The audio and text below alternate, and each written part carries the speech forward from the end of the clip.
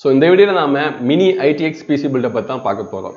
So இந்த mini IDX PC build பண்ணுறதுக்கு எந்த அளவுக்கு காஸ்ட் ஆக போகுது, இதில் என்னென்ன பாசிட்டிவ்ஸ் இருக்குது, என்னென்ன நெகட்டிவ்ஸ் இருக்குங்கிறதான் இந்த வீடியோவில் ஃபுல்லாக பார்க்க போகிறோம். இந்த மினி ஐடிஎக்ஸ் பிசி பில்டை பற்றி ஆல்ரெடி நிறைய பேருக்கு தெரிஞ்சிருக்கும்னு நினைக்கிறேன். ரொம்ப கம்பேக்டாக பாக்ஸ் ஷேப்பில் இருக்கும், இல்லைன்னா ஸ்லிம்மாக ஒரு டவர் ஷேப்பில் இருக்கும். அதுதான் மினி ஐடிஎக்ஸ் பிசி பில்டுன்னு சொல்லுவாங்க. ஸோ எதுக்காக இதை மினி ஐடிஎக்ஸ்னு சொல்கிறாங்கன்னா, இதில் யூஸ் பண்ணியிருக்க மதர் போர்டோட சைஸானதான். யூஸ்வலாக நம்ம பிசி பில்ட் பண்ணும்போது ஒரு ஹை அண்ட் பிசியில் எல்லாமே இஏடிஎக்ஸ் மதர் போர்டை யூஸ் பண்ணுவோம், இல்லைனா நம்ம மிட்ரேஞ்ச் பிசியில் எல்லாமே ஏடிஎக்ஸ் மதர் போர்டை யூஸ் பண்ணுவோம், இல்லைனா மைக்ரோ ஏடிஎக்ஸ் மதர் போர்டை யூஸ் பண்ணுவோம். ஸோ இதில் எல்லாத்துலேயுமே அந்த ஏடிஎக்ஸ்ங்கிற வேர்டு இருக்கும். ஏடிஎக்ஸ்னாலே எக்ஸ்டெண்டட் மதர் போர்டு தான். ஆனால் இந்த பிசி பில்டில் மட்டும் மினி ஐடிஎக்ஸ்னு தான் இருக்கும் இந்த மதர் போர்டோட நேம். என்ன அந்த அளவுக்கு குட்டியான மதர் போர்டை தான் யூஸ் பண்ணியிருப்பாங்க. ஸோ இனிமே உங்களுக்கு புரியலைன்னா, ஸோ இங்கே நான் உங்களுக்கு ஒரு எக்ஸாம்பிள் காட்டுறேன் இந்த மினி ஐடிஎக்ஸ் மதர் போர்டு எந்த அளவுக்கு குட்டியாக இருக்கும்னு. ஸோ இப்போ நீங்கள் வீடியோவில் பார்த்துட்டு இருக்கிறது மைக்ரோ ஏடிஎக்ஸ் மதர் போர்டு. ஏடிஎக்ஸ்லேயே ரொம்ப குட்டி சைஸில் இருக்க ஒரு மதர் போர்டு தான் மைக்ரோ ஏடிஎக்ஸ். ஸோ இங்கே பார்த்தீங்கன்னா ஒரு PCIe 16 ஸ்லாட் இருக்குது. யூஸ்வலாக நம்ம கிராஃபிக்ஸ் கார்டு எல்லாம் இதில் தான் இன்ஸ்டால் பண்ணுவோம். ஸோ அதுக்கு பக்கத்துலேயே ஒரு சின்ன PCIe 1 ஸ்லாட்டுமே கொடுத்துருக்காங்க. ஸோ இங்கே 2 PCIe ஸ்லாட் இருக்குது. இந்த PCIe 1 ஸ்லாட்டை பற்றி இன்னும் ஃபுல்லாக தெரிஞ்சுக்கணும்னா நான் ஒரு ஃபுல் வீடியோ போட்டிருக்கேன், அதை செக் பண்ணி பாருங்கள். ஸோ இங்கே 2 PCIe ஸ்லாட் இருக்குது. இதுவே நீங்கள் மினி ஐடிஎக்ஸ் மதர் போர்டு எடுத்தீங்கன்னா, அதாவது அந்த குட்டி பிசி பண்ணுற அந்த மதர் போர்டு எடுத்தீங்கன்னா, இந்த ஒரே ஒரு பிசி ஸ்லாட் தான் இருக்கும். அதாவது இந்த கிராஃபிக்ஸ் கார்டை போடுறதுக்கு மட்டுமே. அது இந்த பிளேஸில் கொடுத்துருப்பாங்க. ஸோ இதை விடையுமே குட்டியாக இந்த சைஸில் தான் அந்த மினி ஐடிஎக்ஸ் மதர் போர்டு இருக்கும். ஸோ அந்த அளவுக்கு குட்டியான mother board. So mother board size சின்னதாக கம்மியாகிட்டு போகிறதுனால என்ன பிரச்சனை இருக்குன்னா, அதாவது M2 ஸ்லாட் ஒன்று தான் கொடுத்துருக்க முடியும். அப்புறம் இந்த கனெக்டிவிட்டிஸ் போர்ட் எல்லாமே ரொம்ப கம்மியாக இருக்கும். ஸோ மதர் போர்டு சைஸ் கம்மியானால் அந்த கனெக்டிவிட்டிஸ் ஆப்ஷன்ஸ் எல்லாமே ரொம்ப கம்மியாக இருக்கும். ஸோ அது ஒரு நெகட்டிவ் பாயிண்ட் தான். ஸோ இப்போ இதில் என்னென்ன நெகட்டிவ்ஸ் இருக்குன்னு பார்க்கலாம். ஸோ நிறைய பேர் நினச்சிருப்பீங்க ஸ்பேஸ் தான் ரொம்ப கம்மியாக இருக்கும், ஏன்னா ரொம்ப குட்டியாக இருக்குன்னு. ஆனால் ஸ்பேஸை விடையுமே இங்கே இன்னொரு ப்ராப்ளம் பெருசாக இருக்குது, அதுதான் ஹீட்டிங். இங்கே ஸ்பேஸ் கம்மியாக இருக்கிறனால நம்மளால் ரொம்ப பெரிய கூலிங் சொல்யூஷன் எல்லாம் யூஸ் பண்ண முடியாது. நம்ம ஹையண்டான சிபிஎஸ், அதாவது நிறைய கோர் கவுண்ட் இருக்க, நிறைய த்ரெட் கவுண்ட் இருக்க சிபிஎஸ் எல்லாமே யூஸ் பண்ணும்போது அது இன்னுமே அதிகமாக ஹீட் ஆகும், அதுக்கு இன்னுமே அதிகமாக கூலிங் தேவைப்படும். ஸோ இங்கே கூலிங் போடுறது தான் ரொம்ப கஷ்டமாக இருக்கும், ஏன்னா ஸ்பேஸும் கம்மியாக தான் இருக்குது. நம்மளால் பெரிய சைஸில் இருக்க ஏர் கூலரெல்லாம் யூஸ் பண்ண முடியாது. இங்கே சைஸுமே ரொம்ப லிமிட்டடாக இருக்கும். நம்ம யூஸ் பண்ணுற அந்த மினி ஐடிஎக்ஸ் கேபினட்டை பொறுத்து இருக்கும். ஸோ இங்கே ஏஓ யூஸ் பண்ணி இனிமேல் கூலிங் பண்ணலாம்னு கேட்டால் ஏஓலையுமே ஒரு லிமிடேஷன் இருக்குது. ஏன்னா இது மினி ஐடிஎக்ஸ் ரொம்ப குட்டியாக இருக்கும். இதில் 120 mm ஏஓ யூஸ் பண்ணலாம், இல்லைனா 240 mm யூஸ் பண்ணலாம். ஸோ அதுக்கு மேலே யூஸ் பண்ண முடியாது. ஸோ ஏஓ பொறுத்த வரைக்குமே ரொம்ப காஸ்ட்லியாக இருக்கும். சில பேர் நினைக்கலாம் 5000 கூட ஏஓ கிடைக்குமேன்னு. 5000 வாங்குற ஏஓ அந்த ஏர் கூலர் கொடுக்குற அதே பர்ஃபார்மன்ஸ் தான் கொடுக்கும், ரொம்ப அதிகமாகலாம் கொடுக்காது. ஸோ கூலிங் இங்கே ஒரு சின்ன ஒரு நெகட்டிவ் பாயிண்டாக தான் இருக்க போகுது. ஸோ அப்புறமா கிராஃபிக்ஸ் கார்டை பற்றி பார்த்தோம்னா, இப்போ வர மினி ஐடிஎக்ஸ் பிசி பில்டு என்னதான் குட்டியாக இருந்தாலுமே அதில் RTX 4090 வரைக்குமே போடலாம். அந்த RTX 4090லேயே 3 ஃபேன்ஸ் இருக்கும், பார்க்கறதுக்கு ரொம்ப பெருசாக இருக்கும். ஆனால் அந்த மினி ஐடிஎஸ் கேபினட் கூட அந்த கிராஃபிக்ஸ் கார்டுக்கு சைஸில் தான் இருக்கும். கிராஃபிக்ஸ் கார்டோட இன்னும் கொஞ்சம் தான் பெருசாக இருக்கும். இருந்தாலுமே அந்த கேபினெட்டில் நம்மளால் அந்த RTX 4090 ஃபிட் பண்ண வைக்க முடியும். ஸோ என்னதான் ரொம்ப டைட்டாக ஃபிட் பண்ண வச்சாலுமே அங்கே ஏர் ஃப்ளோவுக்கு ரொம்ப கஷ்டமாக இருக்கும். ஏர் ஃப்ளோங்கிறது ஒரு வழியாக கூலான ஏர் வந்து இன்னொரு வழியாக ஹீட்டான ஏர் வெளியே போகணும், அதுதான் ஏர் ஃப்ளோ. அப்படி வரலன்னா அங்கே கண்டிப்பாக டெம்பரேச்சர் இன்க்ரீஸ் ஆகிட்டு தான் இருக்கும். ஸோ என்னதான் 3 ஃபேன் கிராஃபிக்ஸ் கார்டில் கொடுத்தாலுமே அங்கே எல்லா காம்பனன்ஸுமே ரொம்ப டைட்டான ஸ்பேஸ் இருக்கனால ஏர் ஃப்ளோ நடக்கிறது ரொம்ப கஷ்டமாக இருக்கும். So high and graphics card எல்லாமே டெம்பரேச்சர் இன்க்ரீஸ் ஆனதுனால பர்ஃபார்மன்ஸ் ரொம்பவே கம்மியாகும், இல்லைனா பிசி ஆஃப் ஆகிறதுக்கு நிறைய சான்ஸ் இருக்கு. ஸோ பெரிய கிராஃபிக்ஸ் கார்டு போட்டாலுமே அங்கே ஹீட்டிங் இஷ்யூஸ் இருக்க தான் செய்யுது. ஸோ இப்போ இந்த மினி ஐடிஎக்ஸ் பிசி பில்ட் பண்ணுறதுக்கு எந்த அளவுக்கு காஸ்ட் ஆகும்னு பார்க்கலாம். ஸோ நிறைய பேர் நினைக்கலாம் ரொம்ப குட்டியாக தானே இருக்குது, காசு ரொம்ப கம்மியாக தானே ஆக போகுதுன்னு. ஆனால் அப்படி கிடையாது. இங்கே குட்டியாக இருக்கிறனால தான் காசே அதிகமாக இருக்குது. எக்ஸாம்பிளுக்கு மதர் போர்டு எடுத்தோம்னா மதர் போர்டில் ஆப்ஷன்ஸ் ரொம்ப கம்மியாக தான் இருக்குது. எல்லா மேனுஃபேக்சருமே எல்லா மாடல்லையுமே அவங்க மினி ஐடிஎக்ஸ் மதர் போர்டை ரிலீஸ் பண்ணுறதில்ல. ஏன்னா மினி ஐடிஎக்ஸ் பிசி பில்ட் பண்ணுறவங்க ரொம்ப கம்மி. ப்ரீபுல் பிசி பண்ணுறவங்க அவங்களே மதர் போர்டை மேனுஃபேக்சர் பண்ணுறாங்க, இல்லைனா அவங்க ஸ்பெஷலாக அவங்களுக்குன்னே மதர் போர்டு மேனுஃபேக்சர்கிட்ட சொல்லி ஒரு மதர் போர்டை ஸ்பெஷலாக ரெடி பண்ணி எடுத்துகிட்டு வராங்க. மற்றபடி பப்ளிக்கு ரிலீஸ் ஆகிற மினி ஐடிஎக்ஸ் மதர் போர்டு எல்லாமே ரொம்ப கம்மி. அதுவும் அதோட காஸ்ட்டை பார்த்தீங்கன்னா, எக்ஸாம்பிளுக்கு ஆஸ்ட்ராக்கில் B550 AMDயோட ஒரு மதர் போர்டை பார்த்தோன்னா மினிமம் ப்ரைஸே 12,000க்கு மேலே இருக்கும். ஸோ நான் சொன்ன மாதிரி அந்த மதர் போர்டு இந்த சைஸில் தான் இருக்கும். ஒரே ஒரு பிசி ஸ்லாட் தான் இருக்கும், 2 RAM ஸ்லாட் தான் இருக்கும். கனெக்டிவிட்டி ஆப்ஷன்ஸுமே ரொம்ப கம்மியாக இருக்கும். M2 ஸ்லாட்டுமே ஒன்று தான் இருக்கும். இருந்தாலுமே அதோட ப்ரைஸிங் 12,000க்கு மேலே போகும் B550 மதர் போர்டுக்கு. ஸோ குட்டியாக இருக்கிறனால இங்கே ப்ரைஸ் இன்க்ரீஸ் ஆகி தான் இருக்குது, ப்ரைஸ் கம்மியாகலாம் இல்லை. ஸோ அப்புறமா கண்டிப்பாக நாம் ஒரு ஹையண்டான சிபி யூஸ் பண்ணுறோன்னா ஏஓ யூஸ் பண்ணி தாங்கணும். ஏர் கூலர் மவுண்டிங் எல்லாமே ரொம்ப கஷ்டம், ஏன்னா ரொம்ப ஹைட்டாக இருக்கும். அதை மவுண்ட் பண்ணால் கண்டிப்பாக கேபினெட்டில் இடிக்கும், இல்லைனா கேபினெட்டை ஓப்பனாக தான் வச்சுருக்கணும். ஸோ ஏஓங்கிறது கண்டிப்பாக சீப் கிடையாது. ஸோ கூலிங்குமே இங்கே நாம் காசு கொடுத்து ஆகணும். அப்புறமா ஏர் ஃப்ளோ, கண்டிப்பாக இந்த மினி கேபினெட்டில் எல்லாமே ஏர் ஃப்ளோ அந்த அளவுக்கு இருக்காது. ஏன்னா காம்பன்ஸ் எல்லாமே பக்கத்தில் இடிச்சிட்டு இருக்க மாதிரி தான் இருக்கும். ஸோ கண்டிப்பாக நாம் எக்ஸ்ட்ரா ஃபேன்ஸ் எல்லாமே ஆட் பண்ணி தான் ஆகணும். அங்கே நமக்கு அடிஷ்னலாக காஸ்ட் வரதான் செய்யுது. இதுவே நார்மலாக ஒரு பிசி பில்ட் பண்ணோம்னா டெம்பரரியாக நாம் ஒரே ஒரு எக்ஸாஸ்ட் ஃபேன் பின்னாடி ஆட் பண்ணியிருந்தாலே போதும். மற்றபடி ஸ்டாக் கூலரை அதை கூல் பண்ணிவிடும் ஒரு மிட்ரேஞ்ச் பிசி பில்ட் பண்ணுறோன்னா. ஏன்னா மினி ஐடெக்ஸ் பிசி பில்டை பொறுத்த வரைக்குமே அப்படி கிடையாது. கூலிங் சொல்யூஷனுக்கு ரொம்ப இம்பார்ட்டன்ட் கொடுத்து தான் ஆகணும். ஸோ அங்கே கண்டிப்பாக ஏர் ஃப்ளோக்குமே நாம் எக்ஸ்ட்ரா ஃபேன்ஸ் எல்லாம் ஆட் பண்ணி ஸ்பெண்ட் பண்ணுற மாதிரி தான் இருக்கும். ஸோ அப்புறமா நான் இப்போ சொன்ன மாதிரி ரேம் ஸ்லாட் 2 தான் இருக்கும்.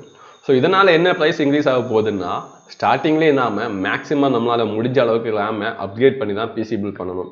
ஏன்னா டுவல் சேனல் ரேம் போட்டால் தான் நமக்கு பர்ஃபார்மன்ஸுமே கிடைக்கும். ஸோ 2 ரேம் ஸ்லாட்டையுமே நாம் ஃபில் பண்ணி தான் ஆகணும். ஸோ அதே வேளையில் நாம் முடிஞ்ச அளவுக்கு மேக்ஸிமம் ரேமோட தான் ஸ்டார்ட் பண்ண வேண்டியிருக்கும். ஏன்னா அதுக்கப்புறமா நம்ம அப்கிரேட் பண்ணோம்னா எக்ஸ்ட்ரா ஸ்லாட் எல்லாம் கிடையாது. நம்ம ஸ்வாப் பண்ணிவிட்டு மறுபடியும் ஒரு ஹையர் கெப்பாசிட்டி ரேமை போடுற மாதிரி தான் இருக்கும். ஸோ ஃபஸ்ட்டில் நாம் ஸ்பெண்ட் பண்ண அந்த ரேமோட காஸ்ட்டு வேஸ்ட்டாக போயிடும்.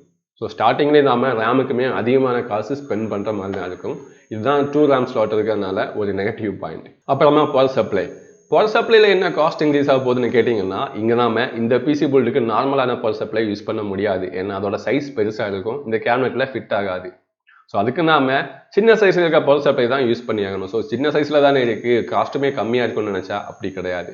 இங்கே இந்த மினி ஐடெக்ஸ் பிசி பில்டுக்கு ஸ்பெஷலாக எஸ்எஃப்எக்ஸ் அப்படின்னு சொல்லி ஒரு பவர் சப்ளை இருக்குது. ஸ்மால் ஃபார்ம் ஃபேக்டர் பவர் சப்ளைன்னு கூட சொல்லுவாங்க. ஸோ அது குட்டியாக இருக்கிறதுனால அதோட காஸ்ட் ஒன்றும் கம்மியாக இல்லை, அதோட காஸ்ட் ரொம்பவே அதிகமாக இருக்குது.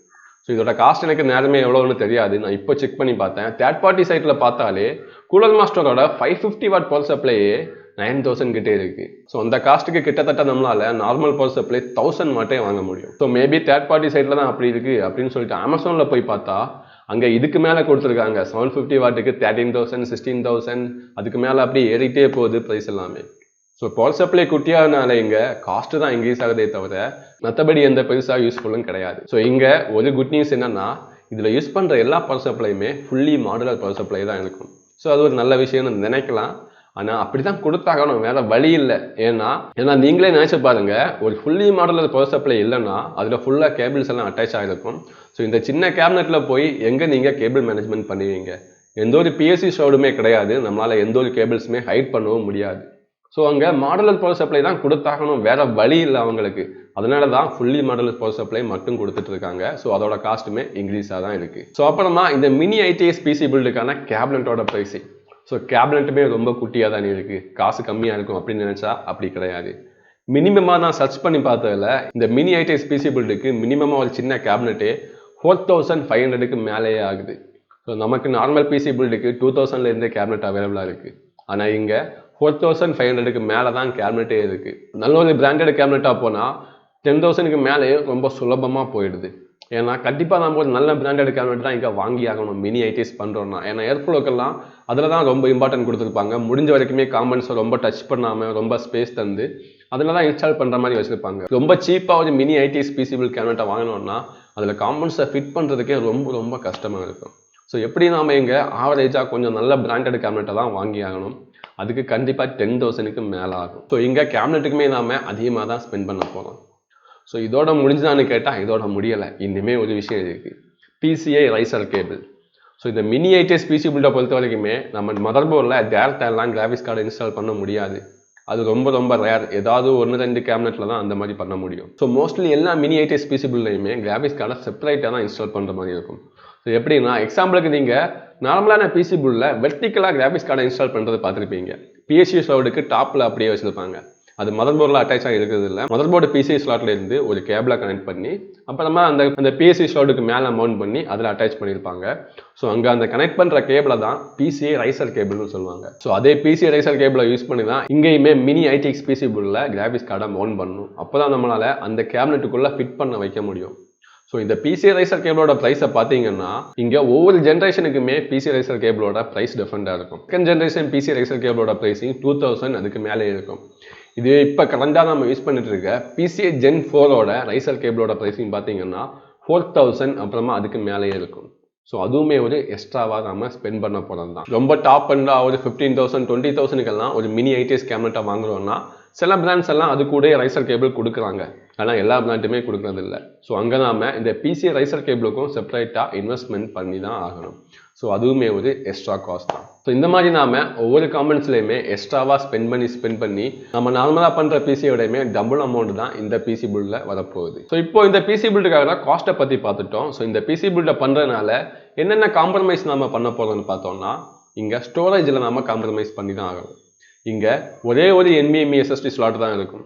ஸோ அங்கே ஹை ஸ்பீட் ஸ்லாட் ஒன்று தான் இருக்குது. அதுக்கு மேலே நம்ம யூஸ் பண்ணணும்னா 2.5 inch SATA SSD தான் யூஸ் பண்ணணும். ஸோ ரொம்ப பட்ஜெட்டில் போய் ஹார்ட் டிஸ்கை மவுண்ட் பண்ணலான்னு பார்த்தா கூட ஹார்ட் டிஸ்க் மவுண்ட் பண்ணுறதுக்கு ஸ்பேஸ் இருக்கிறது ரொம்ப கஷ்டம். ஆனால் ஹார்ட் டிஸ்கோட சைஸே 3.5 inch வரும். அதுவே SATA SSDனா 2.5 inch தான் வரும். So SATA SSD maybe mount பண்ண முடியும். அதுக்கு பின்னாடி இல்லை நான் வெளியே அந்த மாதிரி எல்லா ஆப்ஷன் கொடுத்துருப்பாங்க. ஸோ இருந்தாலுமே ஹை ஸ்பீட் ஸ்டோரேஜுங்க ஒன்று தான் இருக்கும். ஒரே ஒரு NVMe SSD தான் இருக்கும். ஸோ அது சின்ன ஒரு காம்ப்ரமைஸ் தான். ஸோ அப்புறமா நான் ஸ்டார்டிங்கில் சொன்ன மாதிரி 2 RAM ஸ்லாட் தான் இருக்கும். ஸ்டார்டிங்கில் நீங்கள் மேக்ஸிமம் கெப்பாசிட்டி RAM இன்ஸ்டால் பண்ணுற மாதிரி தான் இருக்கும். அதேமாதிரி ஒரு காம்ப்ரமைஸ் தான். ஏன்னா காசு கம்மியாக இருந்தால் நம்ம ஸ்டார்டிங்கில் எல்லாம் ஒரு 16 GB போயிட்டு அப்புறமா நம்ம தேவைப்பட்டால் 32 GBக்கு அப்கிரேட் ஆகலாம். இங்கே அப்படி கிடையாது. நம்ம ரேமை ஸ்வாப் பண்ணணும். அது எக்ஸ்ட்ரா காஸ்ட்டில் கொண்டு போய் முடியும். ஸோ அது ஒரு காம்ப்ரமைஸ் தான். அப்புறமா இன்னொரு காம்ப்ரமைஸ் என்னன்னா, நம்ம பிசி பில்ட் பண்ணுறதுக்கு ஒரு மெயின் ரீசனே அதில் ரொம்ப சுலபமாக ஹார்ட்வேர் காம்பனன்ட்ஸ் எல்லாமே அப்கிரேட் பண்ணிட்டு போயிட்டே இருக்கலாம். ஆனால் இங்கே நீங்கள் ஸ்லிம்மாக ஒரு டவர் ஷேப்பில் மினி ITX பிசி பில்ட் பண்ணுறீங்கன்னா அங்கே காம்பனன்ட்ஸ் எல்லாமே ரொம்ப க்ளோஸாக இருக்கும். அதை ரிமூவ் பண்ணிட்டு இன்ஸ்டால் பண்ணுறதே ரொம்ப கஷ்டமாக இருக்கும். நார்மலாக நம்ம ஒரு பிசியில் பண்ணுற மாதிரி பண்ணவே முடியாது.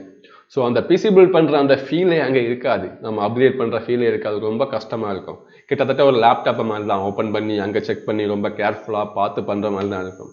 ஸோ அது கண்டிப்பாக ஒரு நெகட்டிவ் தான். எனக்கு சுத்தமாக பிடிக்காது அந்த மாதிரி பண்ணுறது. பிசினாலே ரொம்ப சுலபமாக நாம எல்லா ஹார்ட்வேருக்குமே அந்தந்த ஸ்பேஸ் எல்லாமே கரெக்டாக இருக்கும். நாம் ரிமூவ் பண்ணிவிட்டு ரொம்ப சுலபமாக அப்கிரேட் பண்ணலாம். ஆனால் இந்த மினி ITX பிசி பில்டில் அப்படி கிடையாது. ஸோ இந்த மாதிரி நிறைய நெகட்டிவ்ஸ் இந்த மினி ITX பிசி பில்டில் இருக்குது. ஸோ சொன்னது எல்லாமே நெகட்டிவ் தான் இருக்குது. இதில் பாசிட்டிவே இல்லையான்னு கேட்டால் கொஞ்சம் பாசிட்டிவ்ஸ் இருக்குது. இந்த பாசிட்டிவ்ஸ் என்னென்னா, பார்க்குறதுக்கு ரொம்ப க்யூட்டாக இருக்கும். பாக்ஸ் ஷேப்பில் சின்னதாக இருக்கும். நம்ம வேணால் ஸ்டிக்கரிங் எல்லாம் பண்ணி இனிமேல் பார்க்குறதுக்கு ரொம்ப க்யூட்டாக எடுக்கலாம். ஸோ இன்னொரு விஷயம் என்னன்னா, நம்ம ஈஸியாக இதை எங்கே வேணால் எடுத்துகிட்டு போகலாம். சில மினி ITX கேபினெட் எல்லாமே கிராப் ஹேண்டில் கூட கொடுத்துருக்காங்க டாப்பில். நம்ம எங்கே வேணால் பாக்ஸை தூக்கிட்டு போகிற மாதிரி ஈஸியாக தூக்கிட்டு போகலாம். ஸோ அப்புறமா சொன்ன மாதிரி டெம்பரேச்சர் ரொம்ப அதிகமாக இருக்குன்னு சொல்லியிருந்தேன். ஸோ இந்த டெம்பரேச்சரை கம்மி பண்ணணும்னா உங்களால் அதிகமாக காசு ஸ்பெண்ட் பண்ண முடியுமா? கண்டிப்பாக நம்மளால் டெம்பரேச்சரை கண்ட்ரோல் பண்ண முடியும். அங்கங்கே சின்ன ஃபேன்ஸ் எல்லாம் ஆட் பண்ணலாம். அதுவும் இல்லாமல் கொஞ்சம் அதிகமாக நம்ம கேபினெட்டில் ஸ்பெண்ட் பண்ணோம்னா அதுலேயுமே எக்ஸ்ட்ரா ஃபேன்ஸ் ஆட் பண்ணுறதுக்கு சின்ன ஸ்பேஸ் எல்லாம் கொடுத்துருக்காங்க. ஆனால் நம்ம காசு டபுள் அமௌண்ட்டாக ஸ்பெண்ட் பண்ணுற மாதிரி இருக்கும். நார்மலாக நம்ம வந்து பிசி பில்ட் பண்ணுறதை கூட கம்பேர் பண்ணி பார்த்தோம்னா. ஸோ காசு ஸ்பெண்ட் பண்ண முடியும்னா நம்மளால் டெம்பரேச்சரையுமே கண்ட்ரோல் பண்ண முடியும். 60லேருந்து ஒரு 80-85க்குள்ளே நம்மளால் மெயின்டைன் பண்ண முடியும் கிராஃபிக்ஸ் கார்டு CPU எல்லாமே. ஸோ காசு மட்டும் நீங்கள் எக்ஸ்ட்ரா போட முடியும்னா மட்டும்தான். ஸோ இந்த மாதிரி சின்ன அட்வான்டேஜஸ் தான் இருக்குது. So mini ITX PC build பண்ணுறீங்கன்னா நான் சொன்ன இந்த நெகட்டிவ் பாயிண்ட் எல்லாம் நோட் பண்ணிட்டு அதை பாசிட்டிவாக மாற்றிட்டு அதுக்கப்புறமா பண்ணுங்கள். அதாவது எங்கெங்கே எந்தெந்த விஷயங்களுக்கெல்லாம் இம்பார்ட்டன்ட் கொடுக்கணும் அதையெல்லாம் முன்னாடியே யோசித்து பிளான் பண்ணி தான் பண்ணணும். நார்மலாக நம்ம ஒரு பிசி பில்ட் பண்ணுற மாதிரி அந்த அளவுக்கு ஈஸியாக பண்ண முடியாது. So mini ITX PC build பண்ணுறவங்க கண்டிப்பாக இந்த நெகட்டிவ் பாயிண்ட்ஸ் எல்லாம் நோட் பண்ணி ஆல்ரெடி பிளான் பண்ணிவிட்டு இந்த பிசி பில்டை பண்ணுங்கள். ஸோ இந்த வீடியோ கண்டிப்பாக உங்களுக்கு ஒரு இன்ஃபர்மேட்டிவாக இருந்திருக்குன்னு நம்புகிறேன். அட்லீஸ்ட் மினி பிசி பில்ட் பண்ணணும்னு பிளான் பண்ணுறவங்களுக்காவது புரிஞ்சிருக்கும்னு நம்புகிறேன். ஸோ இந்த வீடியோ பிடிச்சிருந்தா இந்த வீடியோக்கு லைக் பண்ணுங்கள். என்னோட சேனலை மறக்காமல் சப்ஸ்கிரைப் பண்ணுங்கள்.